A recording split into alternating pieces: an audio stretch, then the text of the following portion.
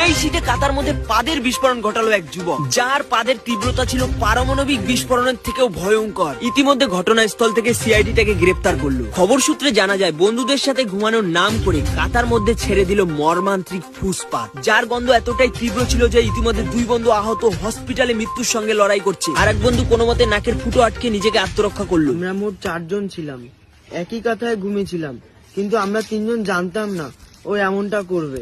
এবং পুলিশ তাদের বাড়ি থেকে গ্যাস তৈরি করার আরো অনেক ধরনের সামগ্রী উদ্ধার করলো।